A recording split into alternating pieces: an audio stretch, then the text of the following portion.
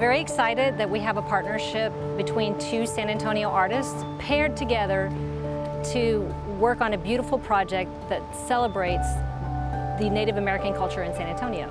I am a trabajo rustico sculptor. I'm continuing the tradition that was started, well, at least in my family, by my great uncle and my father. Trabajo rustico is rustic work.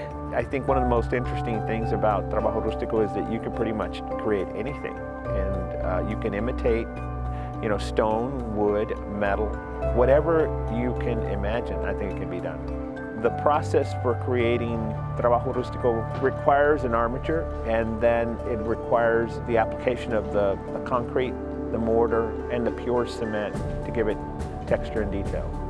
My technique is to distress it a little bit because nature's not perfect, and with time things get either fatigued or they get, rotted, or there's all sorts of things that can happen to it. So it looks like it's been through some time. It's been really awesome to be able to collaborate with Carlos, and this is a legacy. San Antonio, Yanaguana, it's just such a special place. What I'm building with Doroteo is going to be his canvas to put the iconography on and to honor the culture. My role in this project was to find creative approach to integrating the narrative of the deer and the peyote into the medium itself. It was just an attempt to kind of create like satellite pieces that all correlate to one another, and to create that space to where people can enter and interact with the narrative itself.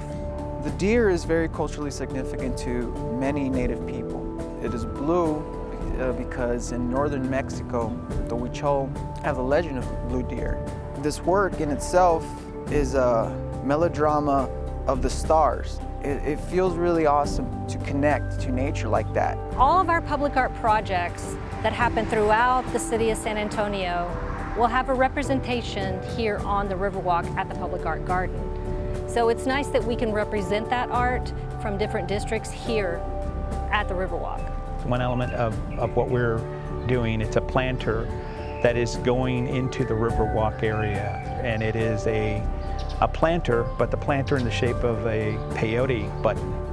There's a lot of lore that comes with peyotism, and one of those stories is of the deer, that wherever the deer steps is where the peyote grows. So I hope when people come here, they leave with the sense that they know that there was stories here way before stories came. There was a people here who had a story and a way of life that was so integrated with the land.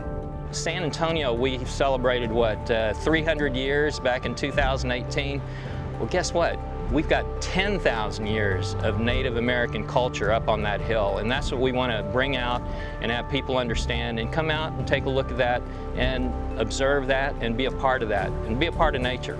It's important that we acknowledge that this land belonged to indigenous peoples before I arrived, before you arrived, before all of us arrived. And this place and this land belonged to the Coahuiltecan and Tonkawa people.